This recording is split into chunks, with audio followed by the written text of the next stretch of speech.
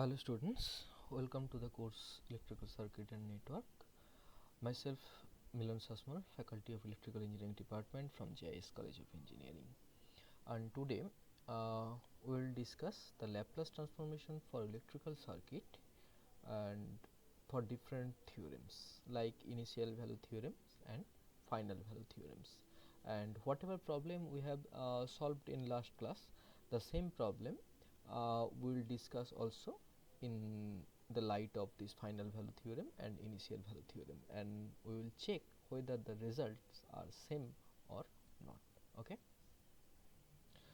students, so we will discuss the initial value theorem, that is generally denoted as a IVT, and final value theorem, this is generally denoted as a FVT.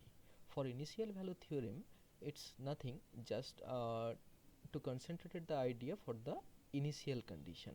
Suppose the circuit contains inductor and capacitor.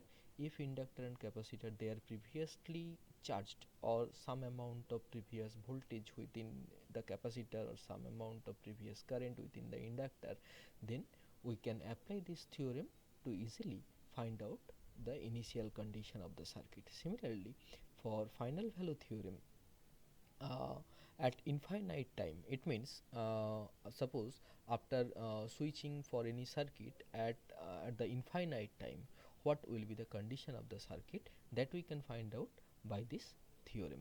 And for initial value theorem, one thing is very clear, that this theorem has a valid if it is if and only if it's valid if uh, there is no more impulse function. If the circuit contains any impulse function or like that, then we cannot apply this initial values of theorem. And for this final value theorem, this theorem is valid if and only if all but one of the pole of f of s are in the left half of the complex plane, or it can be said as the one of the pole which lies in the left half of the s plane. Left half of the s plane means, if we consider generally a normal plane, in normally like that, left half means, this is the normally our real axis, positive real axis, this is our positive real axis, if we consider as a positive real axis, and this is our j omega axis, positive j omega axis, j omega and positive j omega axis. So left half means this side, it means it may obtain any of this region. So one of the poles must should lies in this region, left half of the s plane, then only we can apply the initial value, the final value theorem. It's the important criteria that we have to remember. And sometimes in our exam they may ask that write down the initial and final value theorem. So simply we can write down that for initial value theorem, it states that the limit t tends to 0 positive, it means just at the starting point, then f of t, the function f of t is equals to limit s tends to infinity and s f of s. This is the as per initial value theorem. Now we will see one example, or the previous day whatever the example we have considered, the same example we will considering again to check the answer, and to check it again for this initial value theorem and for the final value theorem also. Okay, so for previous class, whatever we have seen for previously. Okay, so in last class, whatever we have calculated for this I1s and I2s, we have these types of problem is given over there, that there is no initial energy stored in the circuit, and we are asked to find out this I of t and I1 of t and I2 of t, and where we have solved this circuit and we have got these types of equation.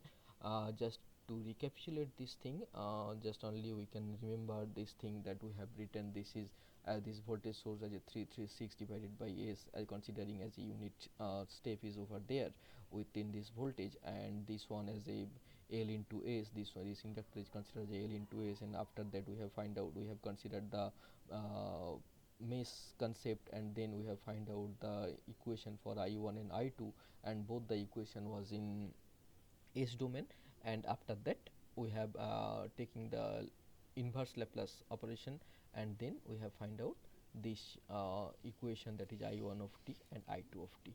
Now the our aim is Now our aim is to find out the initial condition of the circuit, and as in our question it's given that initially there is no more charge stores, obviously we know that the value should be 0, obviously.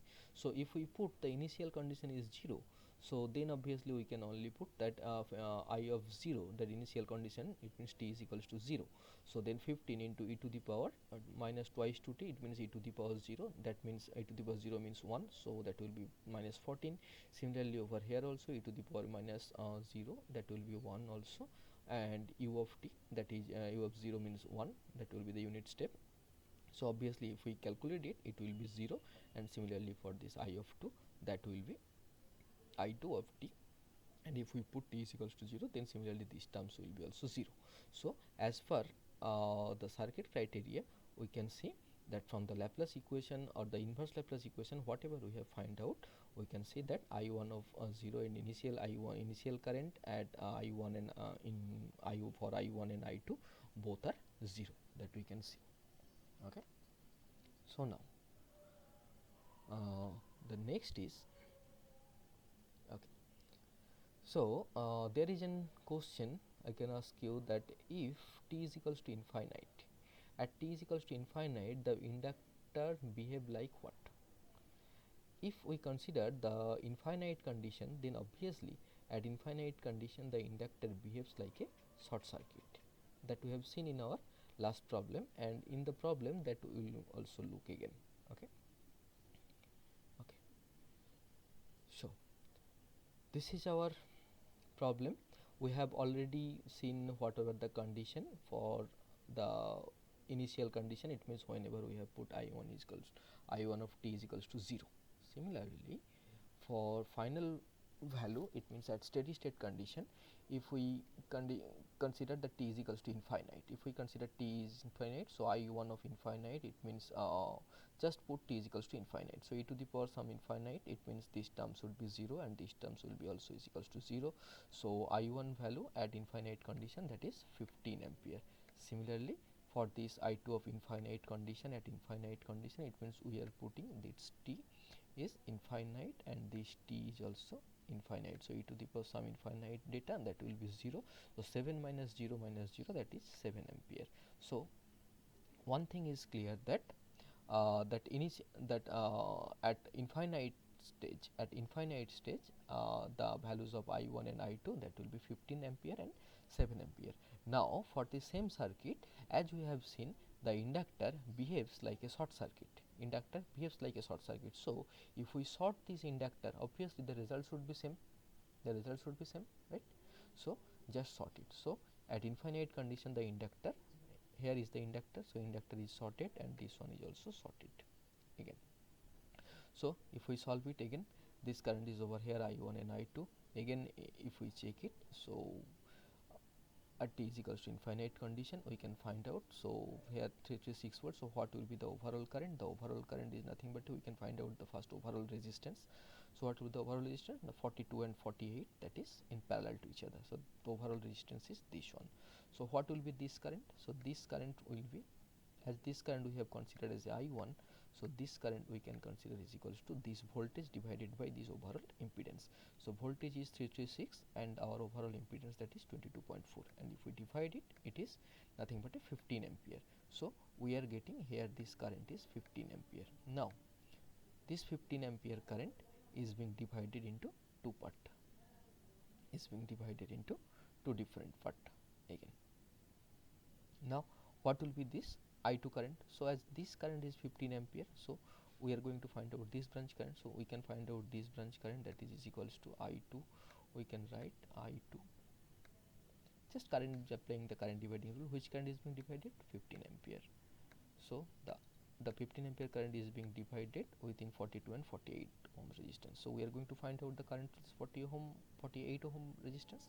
So the other branch resistance was 42. So 15 into 42 divided by total resistance, where the current is being divided. Current is being divided among 48 and 42. So the denominator comes to 90. So it will be 15 into 42 by 90. 6 are 90 and 6 7s are 42. So simply we can say the I2, that is 7 ampere. Okay, so I2 is equals to 7 ampere. So we can, so after getting this equation, one option is we can put t is equals to 0, we can get the initial values of the current. Similarly we can put t is equals to infinite, we can get the current value at infinite condition or in infinite time. This is one condition, and we have checked that at infinite condition the inductor behaves like a short circuit, and we have put that condition, and again we have calculated the data, and this data is same. We are getting I1 is equals to, for both the option, I1 is equals to 15 ampere and I2 is equals to 7 ampere. So we can consider that if any inductors are there at infinite condition, we will consider the inductor as a short circuit one. Now whatever the initial and final value theorem we have seen, now we will apply that initial value theorem and final value theorem for both the current, and we will check whether the result is same or not. Okay, so let's see what happened.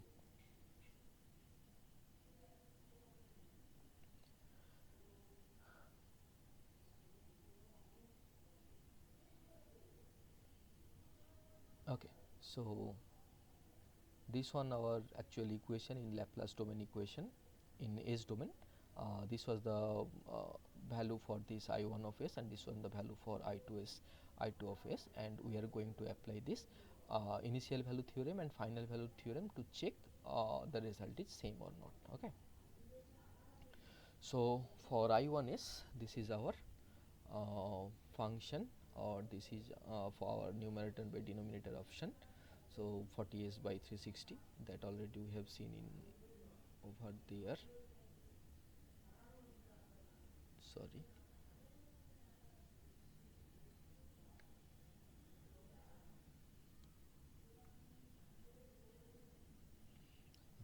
sorry. So this is our function, that I1s 40s plus 360 divided by s cube plus 14s square plus 24s. Okay, so we are taking this one for the initial value and final value theorem. Okay, and our I2 value is this one. So first we will check the initial value theorem, then we will check the final value theorem. Okay, so if we goes forward for this initial value theorem, and as per the previous rules we know that the initial value theorem is states that when t is equals to 0. So and as per theorem it states that the value we can find out the value, that is t tends to 0, at t tends to 0. So for this is our first function. So if we put the limit t is equals to 0, so I1 of t is equals to, if t is equals to 0, time tends to 0, so obviously our s tends to infinite, or if our t tends to infinite, obviously our s tends to 0, right? So if t tends to 0, I of t for initial value theorem, so limit s tends to 0, s into I of s, right? So if we put s is equals to infinite, s tends to infinite of this function, then just we are dividing this equation in we are breaking this overall function, okay. So we can write this function in this particular form, and whether after putting this value s is equals to infinite, we are getting that a 0, that the values of this I1 is 0 at t is equals to 0 or t tends to 0, it means at initial condition. So by applying the initial condition, again we are getting the I1 current value is 0. Similarly for I2 current, the initial condition, that will be also t tends to 0. Oh sorry, this is not infinite, so t tends to 0 for initial value theorem, and s tends to infinite, and this is our function. So it will be limit s tends to infinite, s into I of s. So limit s tends to 0, s into I of s, limit s tends to 0, and limit sorry, it will be I2 of t, and limit s into I2 of s, and that value is 168 divided by s cube plus 14s square plus 24s. So multiplied with s into I2. So 168s divided by s er cube plus 14s square plus 24s. And if we uh, rearrange the equation and so we are getting 168 by s square divided by 1 plus 14 by s plus 24 by s square in this equation. And if we put again s is equals to infinite, so this term should be 0. If s is equals to infinite, this numerator portion should be 0 and this portion should be 0. S tends to infinite, so this overall portion will be 0 again, and this overall portion will be again 0. So this denominator portion will be 1 and the numerator portion is 0. So 0 by something, that is 0. So by applying the initial value theorem, again we are getting that the same result as we have applied directly from this equation, from the values of I1 of t and I2t. We have seen that initially I1 value at I1 of 0 is equals to 0 ampere and I2 of 0 is equals to 0 ampere. So initial value theorem satisfies our result. Now let's see the final value theorem. Okay. For final value theorem, as per theorem, this is our formation for this I1 of s, and equation is as per final value theorem. This is limit t tends to infinity I1 of t, or limit s tends to 0, s1 into I of s. So whatever we have written, it's given over there. So just simply we have multiplied it by s within this I1 of s term multiplied with s. It means just simply we have multiplied it by s.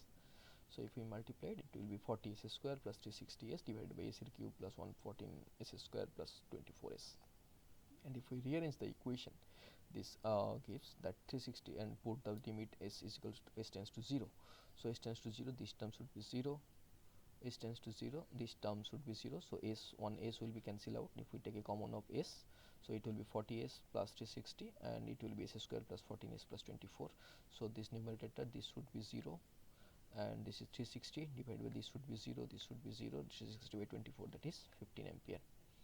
And as per previously, we know that the result was 15 ampere. Okay. Similarly, for the I2s current, again we can see whatever the values are there, and as per the final value theorem, that is s tends to limit t tends to infinite, and obviously I1 of t, not I1 of t, this is I2 of t, and it will be I2 of s, obviously s into I2 of s. So this is the values of I2s multiplied with s. So s is multiplied over here, so taking s as a common, so it will be s square plus 14s plus 24. So s will be cancelled out, so numerator portion will be 168 and denominator portion will be this one. So if we put s tends to 0, so this term will be 0, this term will be tends to 0, and 168 by 24, that is 7 ampere. Okay. So already we have seen that I2 at infinite condition, that was is 7 ampere. Okay. That already we have seen over there.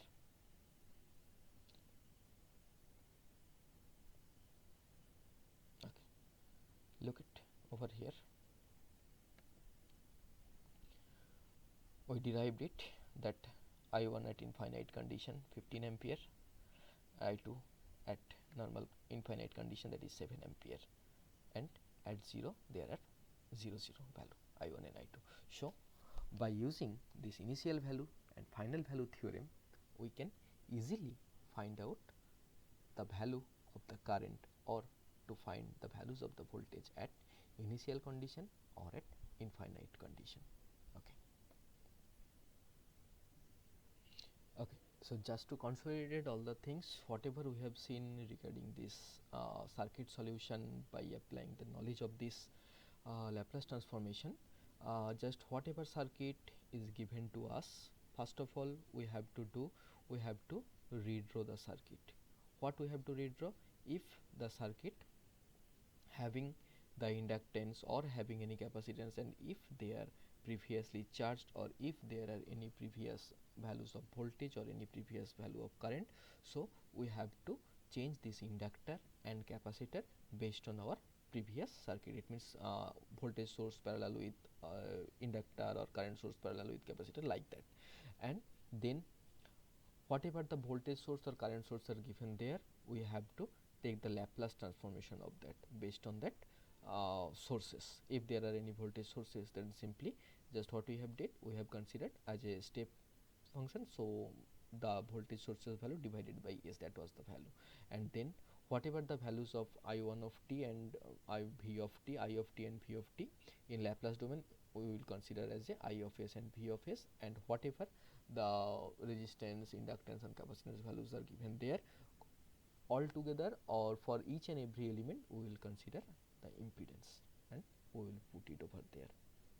Okay, and after that we will find out the overall equation for the S domain, and we will analyze the circuit in S domain, and after analyzing the circuit we will check the solution with initial value theorem and final value theorem, and after initial value and final value theorem we can take it as a inverse Laplace transform from S domain to time domain analysis, and we can put at t is equals to 0 to get the initial condition of the circuit, or we can put t is equals to infinite to get the response or the condition at infinite condition. And this initial value theorem result will be obviously same with this result, and this final value theorem result, that will be exactly same with this result if we put t is equals to infinite.